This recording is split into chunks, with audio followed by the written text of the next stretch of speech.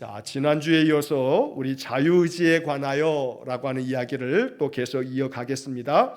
자, 지난주에 우리가 3항의 이야기를 쭉 다 살펴봤고 오늘은 4항의 이야기하고 또 시간이 좀 허락되면 5항이 좀 짧은 문장인데 자유의지에 관하여가 이제 5항까지 되어 있습니다. 그래서 시간이 되면 5항으로 넘어가고 또 좀 안 되면 5항은 다음 주에 그 다음 10장의 내용과 또 이어서 또 진행하도록 하겠습니다.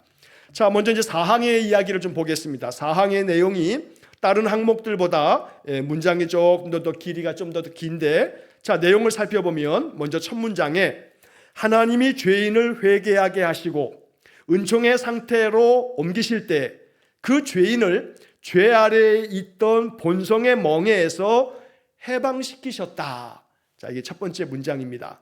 자, 하나님이 죄인을 회개하게 하시고, 그러니까 죄인된 우리가 지난 그 이제 사망에서 이야기할 때 사람은 죄의 상태에 떨어짐으로써 우리가 죄 가운데 빠지면 그 타락한 후에 인간에게 부여해 주신 그 자유의지가, 제가 지난주에 그런 말씀 드렸죠. 노예의지가 된다. 자유함이 아니라 이제 노예 상태에 된다. 죄의 종로로 타는.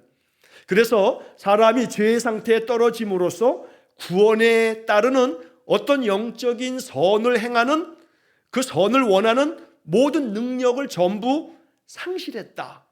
그래서 구원을 이룰 수 있는 그 어떤 영적인 선을 행하는 그런 모든 능력이 다 상실돼 버려요.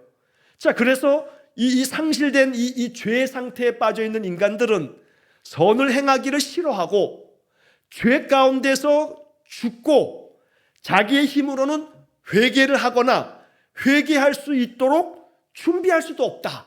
그게 지난주에 우리가 이제 사망에서 함께 살펴봤던 내용들입니다. 그러니까 죄의 상태에 빠져 있는 이 노예의지는 자기 힘으로 회개할 수도 없고 회개할 수 있는 것을 준비할 수도 없는 그런 상태가 돼버려요.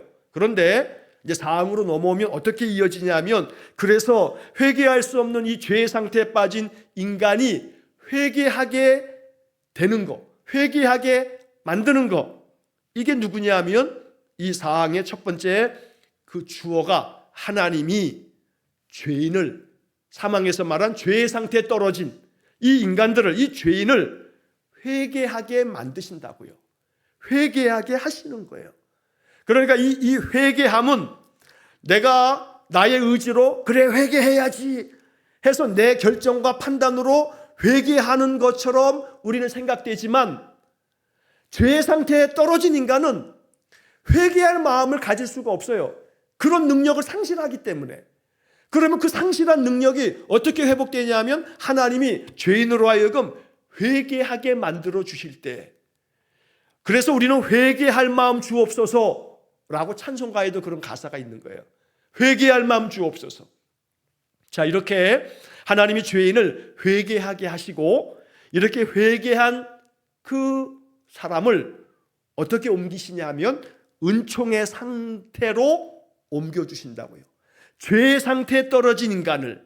그래서 사망의 첫 번째 문장에서 사람은 죄의 상태에 떨어짐으로써 죄의 상태. 그런데 사항에서는 뭐라고 얘기하냐면 반대로 은총의 상태를 말하는 거예요. 자, 여기서 번역이 참 좋아요. 상태라고 하는 번역을 해요. 상태. 죄의 상태, 은총의 상태. 야, 너 상태가 왜 그러냐? 하고 말할 때 그 사람의 모습을 보면서 낯빛이 창백해지거나 또 수척해진 모습을 보거나 눈에 그냥 힘이 다 그냥 풀려서 아주 대단히 무거운 짐을 그냥 낑낑 짊어매는 것 같은 그런 이 삶의 모습을 볼 때, 야, 너 상태가 이제 사람들 말로 좀 맛이 갔다. 그래, 맛이 갔다. 근데 상태가 좀 맛이 갔다. 그 상태.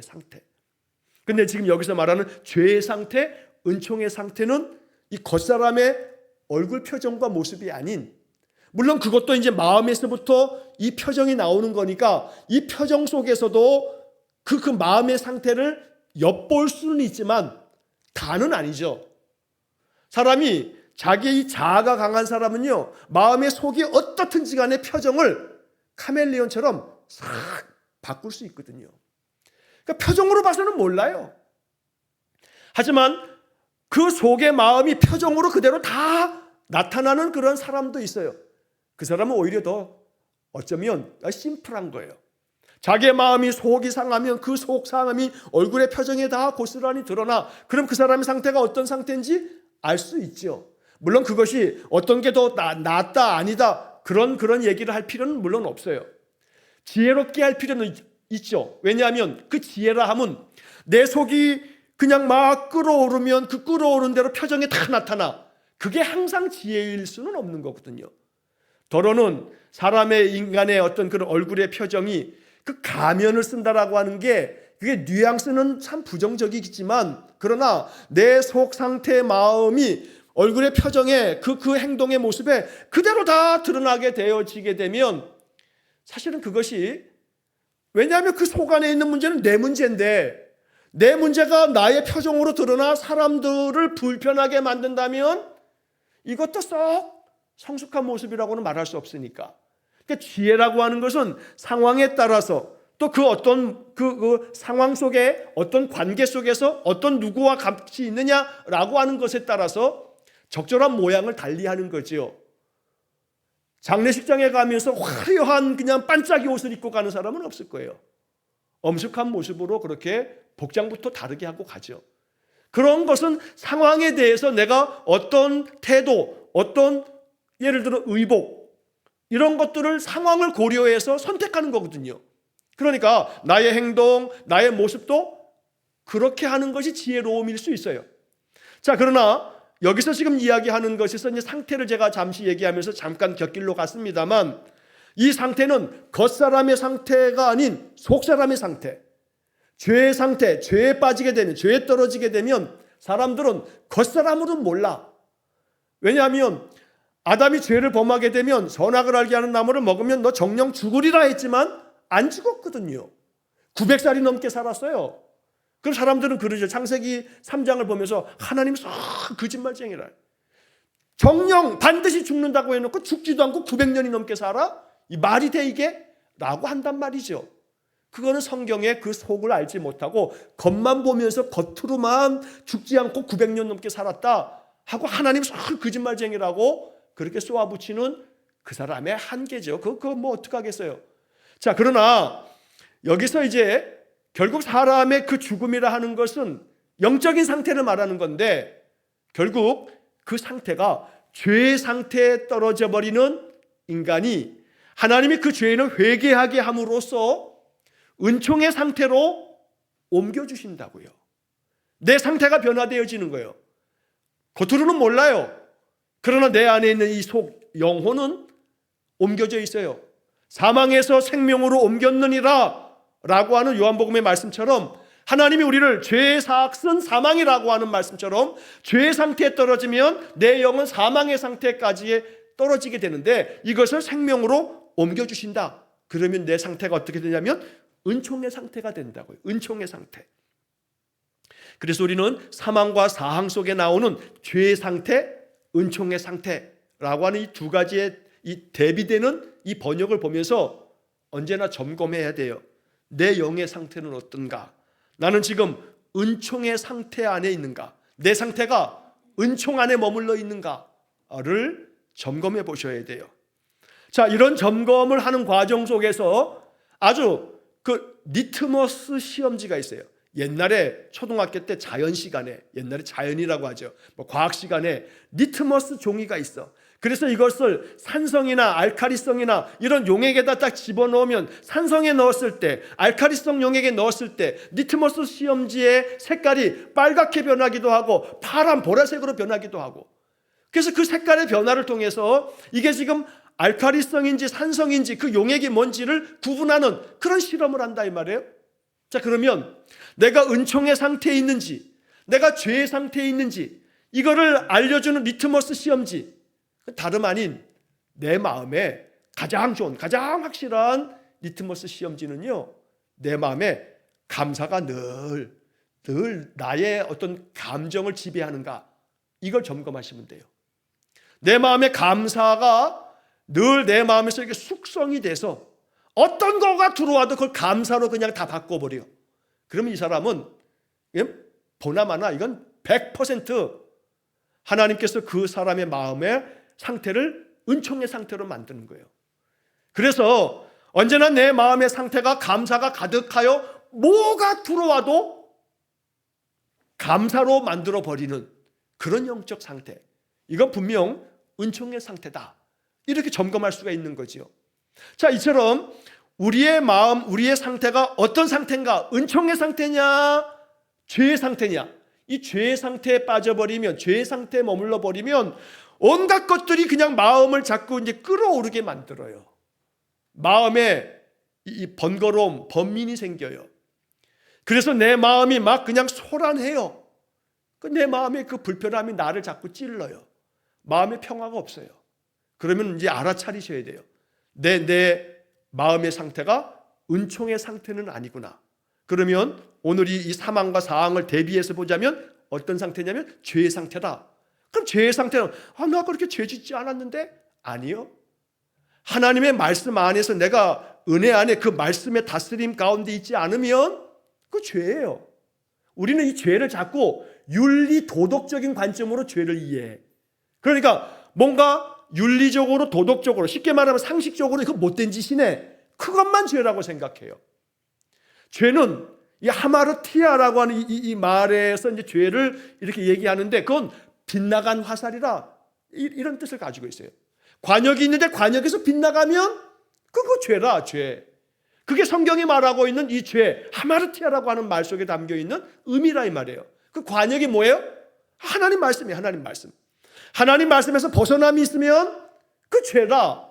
도덕적 윤리적으로 내가 나쁜 짓을 하지 않았어서 난 죄가 아니야, 죄인이 아니야 이렇게 생각하는 거면 그건 세상의 기준이고 도덕 윤리적인 관점이고 영적인 관점에서의 죄됨은 하나님의 그 뜻, 하나님의 그 관역에서 벗어나면 그 죄라. 그러면 데살로니가에서 분명히 우리는 항상 기뻐하라, 쉬지 말고 기도하라, 범사에 감사하라.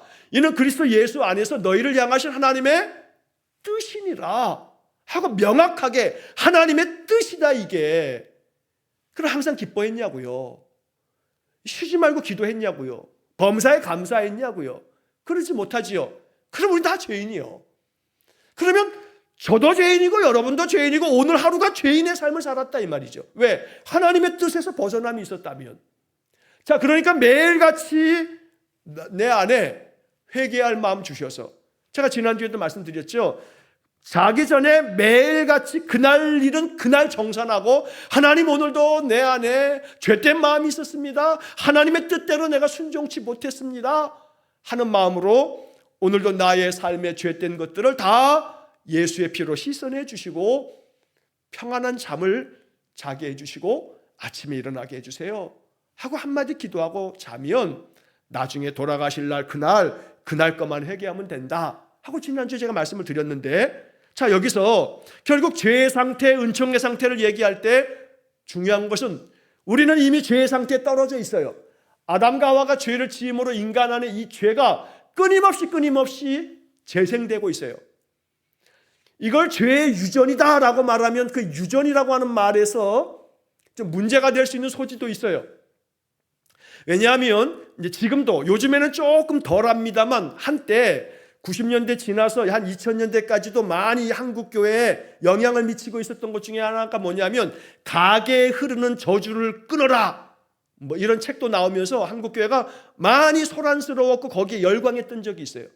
가정 안에 가게, 그 집안 안에 흐르는 저주가 있는데 그 저주를 끊어야 된다. 그 예수의 피로 끊어라. 굉장히 복음적인 것 같지만 가정에서 흐르는 그 저주가 흐른다라고 하는 이 개념이 이 신학적으로 아주 이거 참 이거 아주 난해한 문제예요.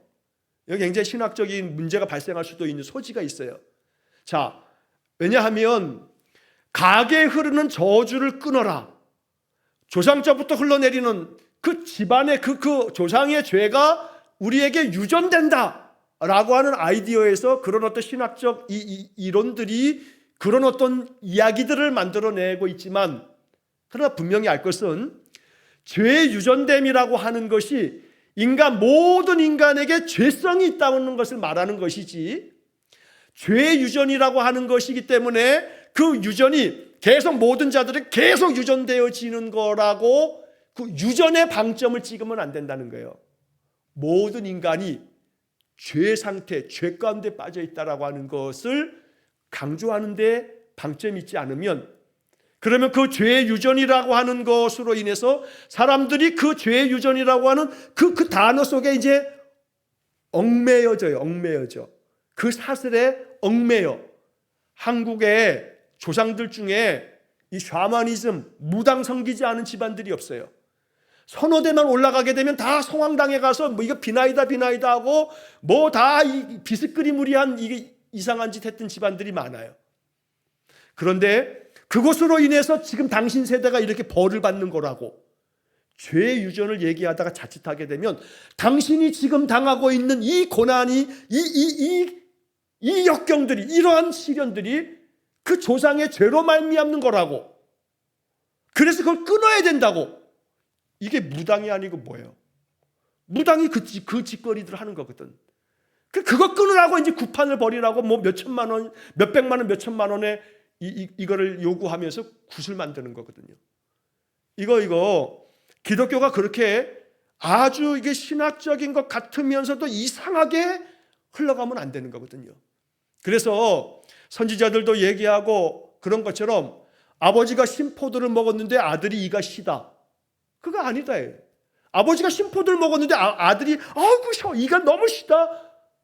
이거는 아닌 거예요. 그래서 아버지의 죄는 아버지의 죄고 아들의 죄는 아들의 죄고 아들의 죄는 아들의 죄지 그것이 아버지의 죄일 수 없는 것처럼 이게 성경에 기록되어져 있다 이 말이에요. 그것이 죄의 유전으로 가게에 흐르는 저주를 끊어라 라고 얘기하는 이런 이들이 아버지가 신포도를 먹었는데 아들이 시다 할 수 없다 하는 말씀에 대해서는 답을 못해요. 그러니까 우리가 그런 것에 혹여라도 가게에 흐르는 저주를 끊어라 뭐 이런 얘기를 어디서 혹 듣거나 그러면 그래 뭐 그렇게 당신들은 믿든지 하고 그냥 두세요. 거의 논쟁 벌일 필요도 없어요. 다만 그 조심해야 돼 라고 하는 걸 기억하고 우리가 안에서 이제 여기서 이제 봐야 할 이 한 가지는 뭐냐면 그 죄인이 회개하게 만드는 것은 하나님이신데 회개할 마음을 주셔서 우리를 죄 상태에서 뭘로 바꿔주시냐면 은총의 상태로 옮겨주신다. 은총의 상태로 옮겨주신다.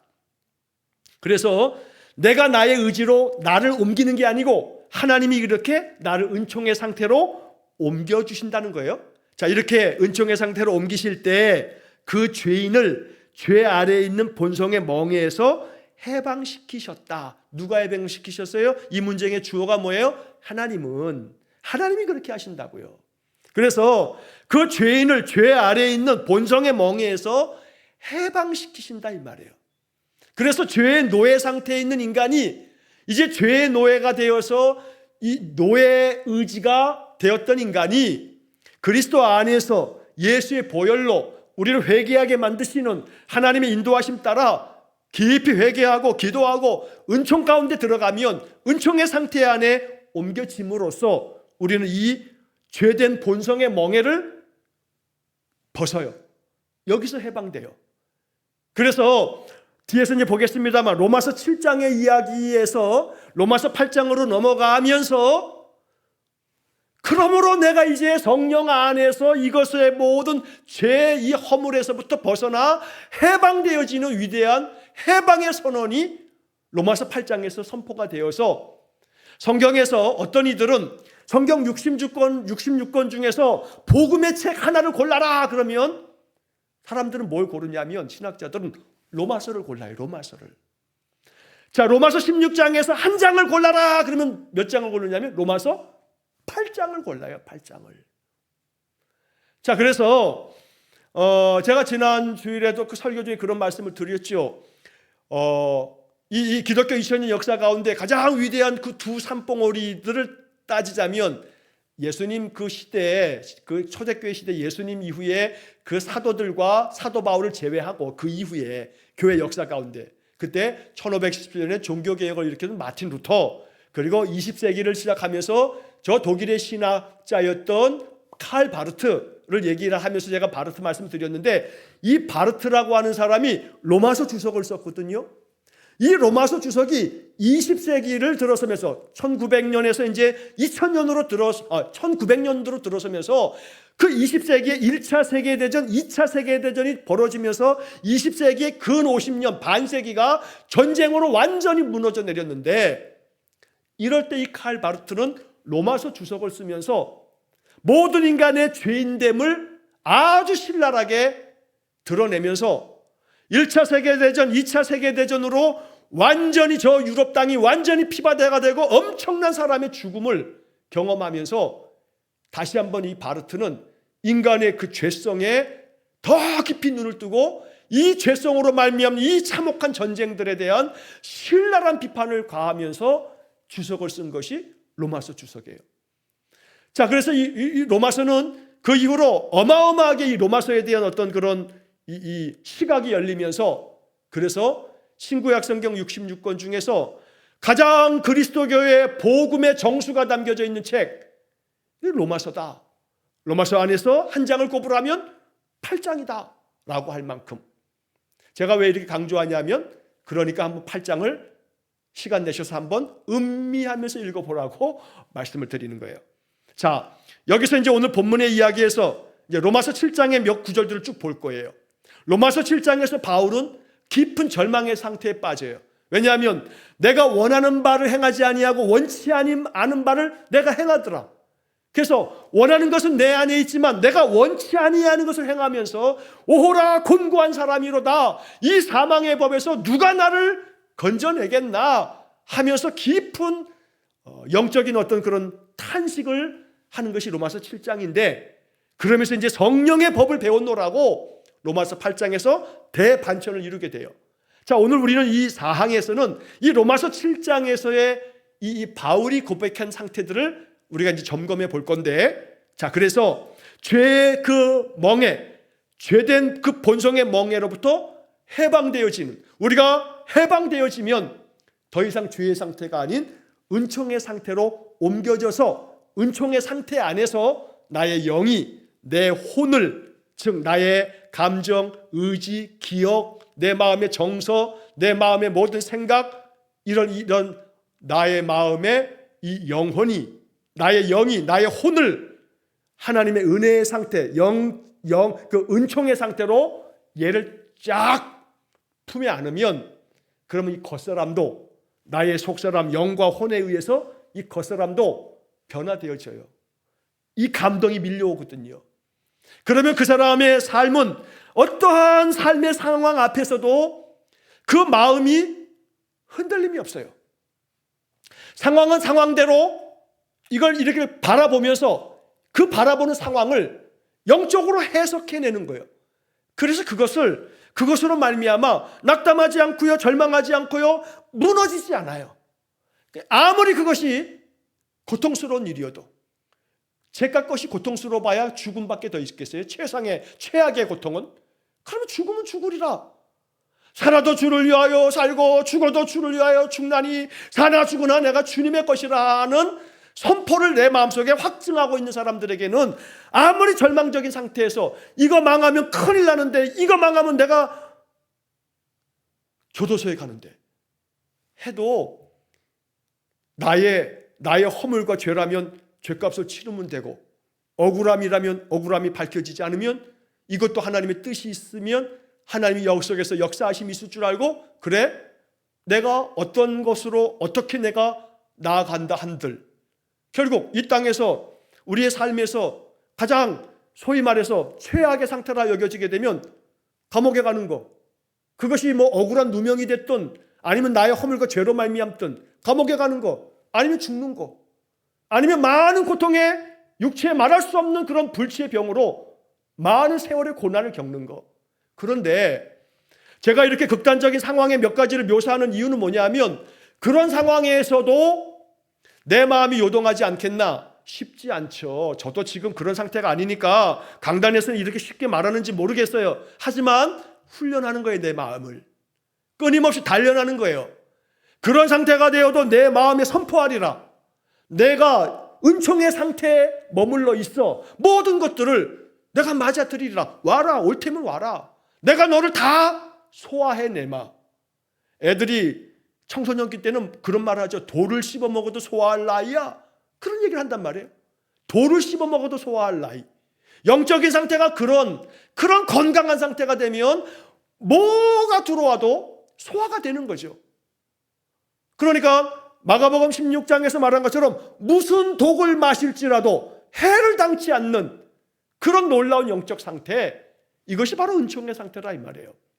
그러므로 죄의 상태에 있음이 아니라 은총의 상태로 옮겨짐으로써 죄의 멍에에서 해방된 자는 이 사람은 성령 안에서 성령으로 감동된 삶이 되어지기 때문에 그 해방된 하나님의 그 은혜는 우리의 삶 속에 나타나게 될 거다. 나는 알아요. 나는. 다른 사람들은 나의 가면 때문에 내 속사람을 모르지만 나는 내 속사람을 안다 이 말이에요. 그러니까 내가 내 속사람을 한번 이렇게 들여다보는 거, 이게 묵상이죠. 내 속사람을 들여다보고 내가 지금 은총의 상태로 옮겨져 있는가? 라고 하는 것을 여러분 항상 이렇게 점검해 가시면서 항상 기도는 이 은총의 상태로 나를 옮겨달라고, 나의 모든 죄된 본성들을 하나님 나로 하여금 회개할 마음 주셔서 회개하오니 이 모든 것을 벗겨내 주시고 이 멍에로부터 나를 다 멍에를 꺾어주시고 내 안에 나의 영이 해방되어 어떤 인생의 것들조차도 내가 두려워하지 아니하고 다 받아들여서 이 모든 것들을 소화해내고 이것을 하나님의 은혜로 바꾸어낼 수 있는 그런 능력 있는 사람, 그것이 신자라고요. 성령 충만한 신자. 그래서 우리의 신앙이, 그 신앙은 있는데 그냥 갈대마냥 바람만 불면 이쪽으로 불면 이쪽으로 흔들, 저쪽으로 불면 저쪽으로 흔들, 맨날 흔들리는 신앙 말고요. 아주 단단한 심지를 가지고 있어서 그렇게 요동치 않는 반석 위에 세워진 집 같은 그런 은총의 상태를 누리시기를 간절히 축원합니다. 자, 그 다음에 이어지는 문장에서 그리고 죄인으로 하여금 영적 선을 원하고 행할 수 있게 하는 것은 오직 하나님의 은총이었다. 그러니까 은총의 상태로 옮겨진 사람은 죄인으로 하여금 이 죄된 본성을 가지고 있는 인간이 은총의 상태로 옮겨지게 되면 영적으로 선을 원하게 돼요. 영적 선을 원하는 거예요. 영적으로 그 사람이 선을 원해, 선을 추구해.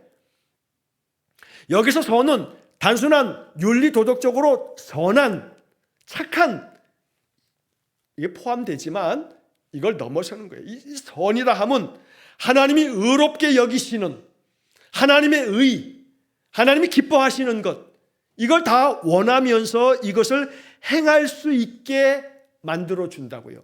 이렇게 선을 원하고 선을 행할 수 있게 하는 게 뭐냐면 이게 오직 하나님의 은총이다.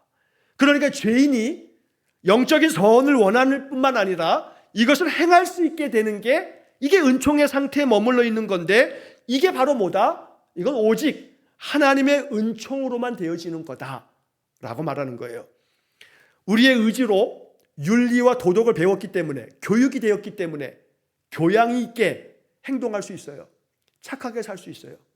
그래서 우리가 착각하지 말아야 될 것은 이 카톨릭의 교리 중에 이 카톨릭하고 이 개신교회가 이 지점에서 조금 이제 결을 달리하는 부분이 있어요. 그게 뭐냐면 카톨릭에 있어서 구원에 대한 교리 중에 간혹 아니라고도 또 변명하기도 할 때도 있어요. 그러나 카톨릭 교리 안에 이들은 행위 구원을 인정하는 듯한 뉘앙스를 띨 때가 많아요. 행위 구원.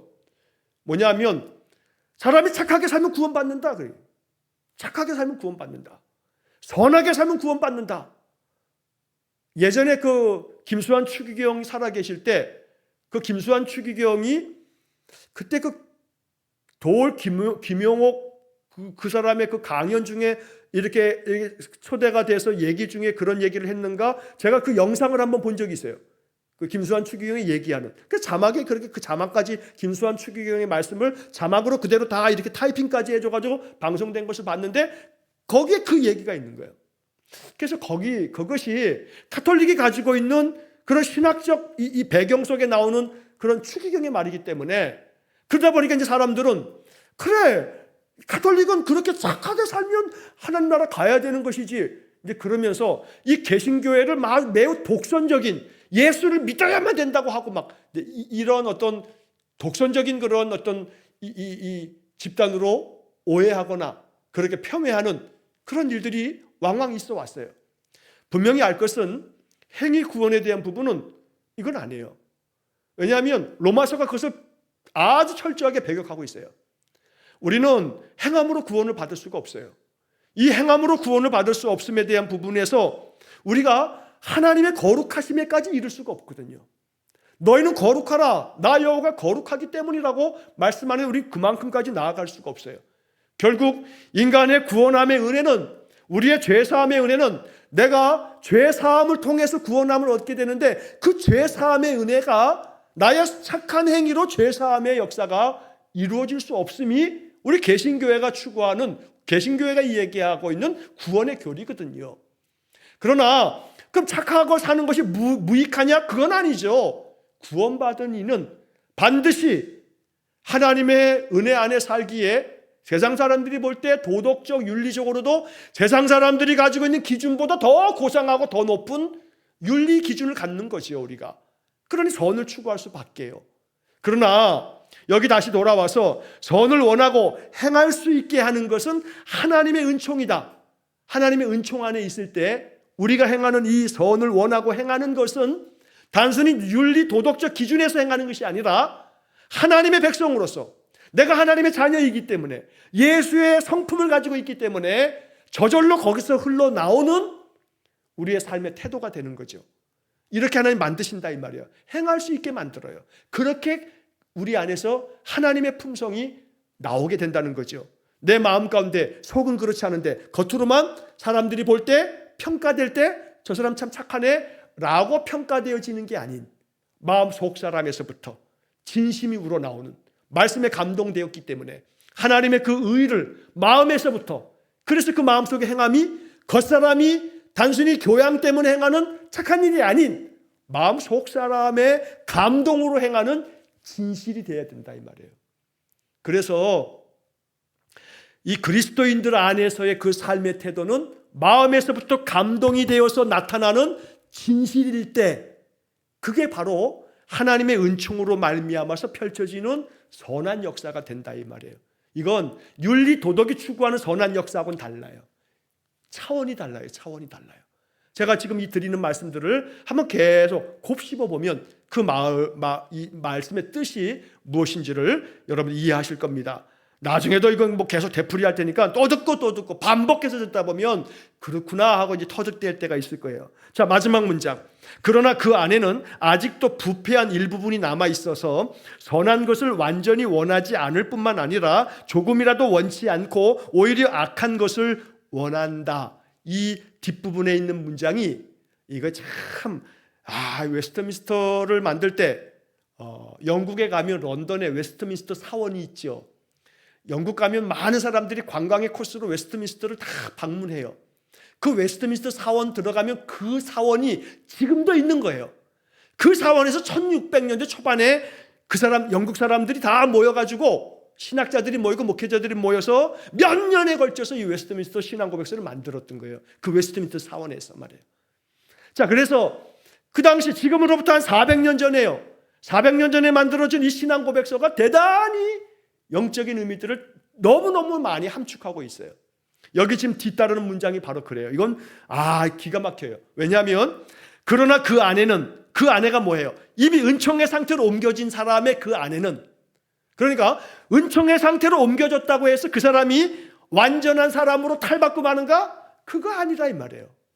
그러나 그 안에는 아직도 부패한 일부분이 남아 있어서, 은총의 상태로 옮겨졌다고 해서 이 사람이 그날부터 완전히 천사처럼 두 날개를 가지고 이런 게 아니라 이 말이에요. 여전히 그 사람 안에도 부패한 일부분이 남아 있어요. 선한 것을 완전히 원하지 않아요. 선한 것을 완전하게 언제나 어떤 상황에서나 하나님이 원하시는 의를 추구하지 않는다고요. 그게 인간이에요, 인간. 그래서 은총의 상태에 들어갔다 할지라도, 하나님의 은총이 그 사람 안에 충만하다 할지라도, 나 스스로도 내가 하나님의 은총의 상태에 있다라고 느껴진다 할지라도 자만하지 말 것은 넘어져. 왜? 아직 부패한 일부분이 남아있으니까요. 그러니까 여러분 기억하셔야 돼요. 사람 때문에 상처받지 마세요. 사람 때문에 상처받지 마세요. 어떻게 목사가 저래? 하지 마세요. 목사도 그럴 수 있다. 왜? 신학을 공부하면서 말씀 안에서 더 훈련되어짐으로 그 말씀의 삶을 살도록 훈련되어졌으니 그러지 말아야죠. 마땅히. 목회자가 그러면 안 되죠. 그러나 그 목회자 안에도 뭐가 남아있다고요? 아직 부패한 일부분이 남아있다고요. 그래서 실족할 수 있는 거예요. 언제나 부패할 수 있어요. 타락할 수 있어요. 제가 지난주에도 말씀드렸죠. 저도 타락할 수 있어요.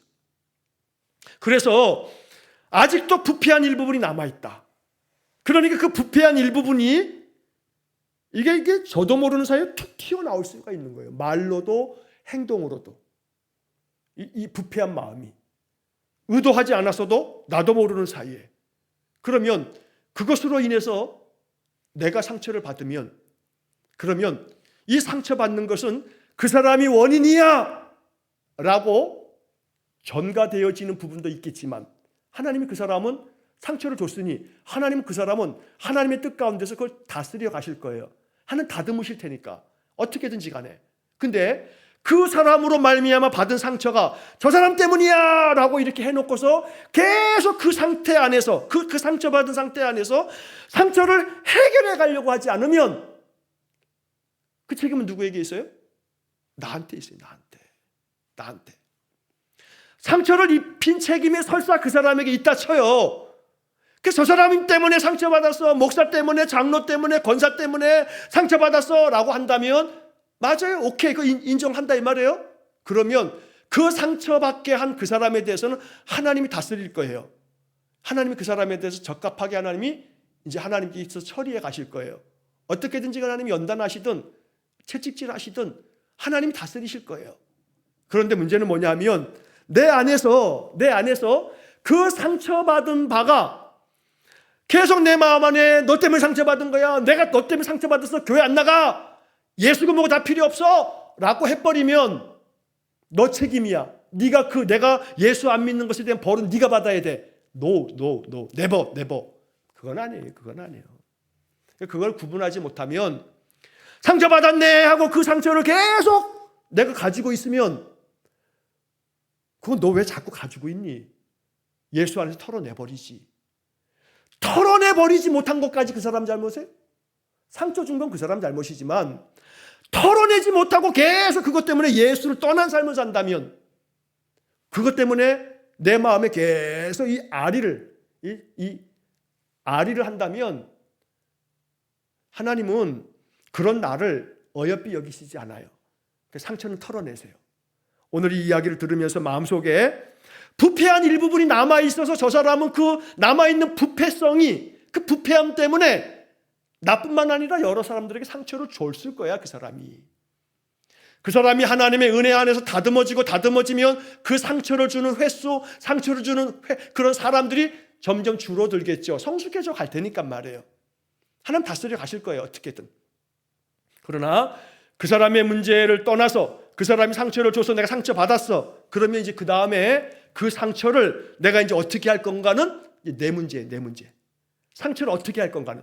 상처를 준 거는 그 사람 문제이기 때문에 그거에 대한 죄과는 하나님이 다스릴 건데, 상처를 받은 다음에 그 상처로 인한 것은 그 다음에 너는 어떻게 할 건데 하는 것은 이제 그 다음에는 이제 내 질문이야. 하나님 나한테 질문하신단 말이야. 너 그 상처를 받았는데, 그래, 상처를 너한테 준 저 사람은 내가 다스릴 거야.